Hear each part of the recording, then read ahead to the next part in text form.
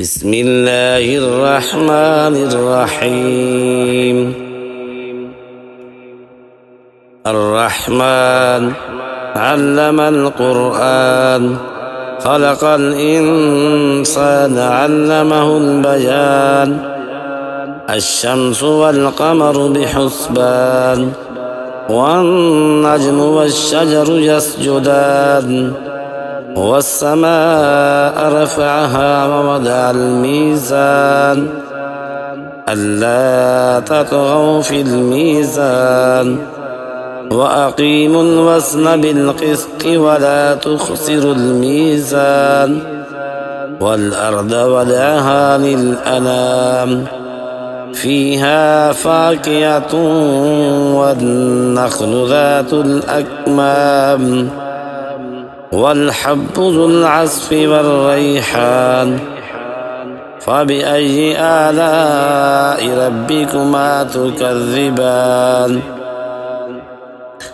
خلق الإنسان من صلصال كالفخار وخلق الجان من مارج من نار.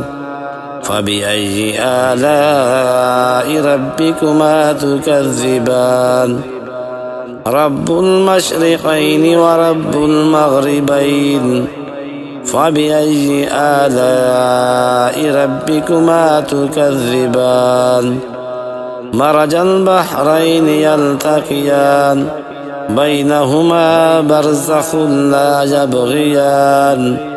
فبأي آلاء ربكما تكذبان؟ يخرج منهما اللؤلؤ والمرجان. فبأي آلاء ربكما تكذبان؟ وله الجوار المنشآت في البحر كالأعلام. فبأي آلاء ربكما تكذبان؟ كل من عليها فان ويبقى وجه ربك ذو الجلال والإكرام. فبأي آلاء ربكما تكذبان؟ يسأله من في السماوات والأرض كل يوم هو في شأن. فبأي آلاء ربكما تكذبان؟ سنفرغ لكم أيها الثقلان. فبأي آلاء ربكما تكذبان؟ يا معشر الجن والإنس إن استطعتم أن تنفذوا من أقطار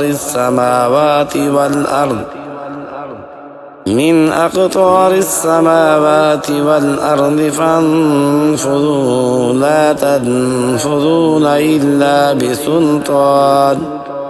فبأي آلاء ربكما تكذبان؟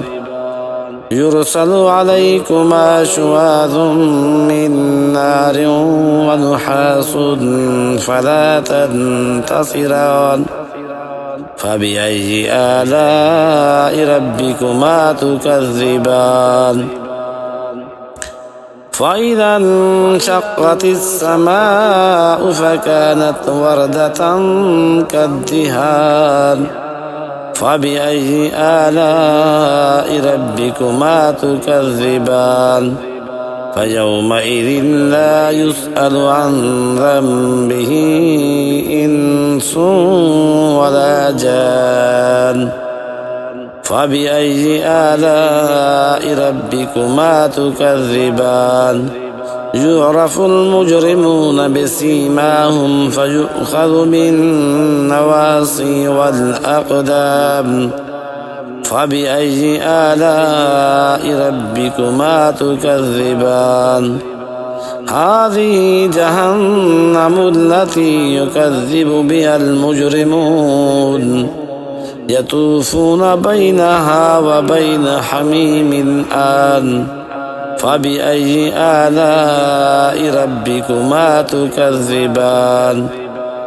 ولمن خاف مقام ربه جنتان فبأي آلاء ربكما تكذبان ذواتا أفنان فبأي آلاء ربكما تكذبان فيهما عينان تجريان فبأي آلاء ربكما تكذبان فيهما من كل فاكهة زوجان فبأي آلاء ربكما تكذبان متكئين على فرش بطائنها من استبرق وجنى الجنتين دان فبأي آلاء ربكما تكذبان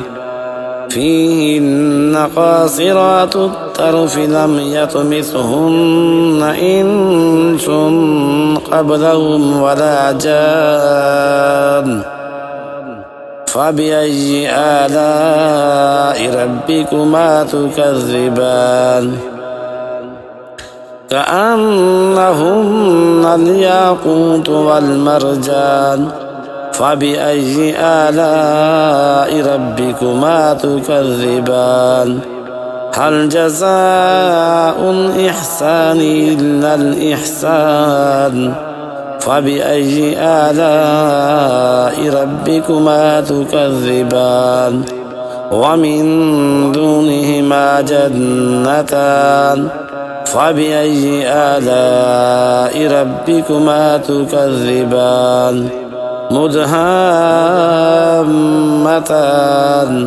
فبأي آلاء ربكما تكذبان فيهما عينان نضاختان فبأي آلاء ربكما تكذبان فيهما فاكهة ونخل ورمان فبأي آلاء ربكما تكذبان فيهن خيرات حسان فبأي آلاء ربكما تكذبان حور مقصورات في الخيام فبأي آلاء ربكما تكذبان لم يطمثهن إنس قبلهم ولا جان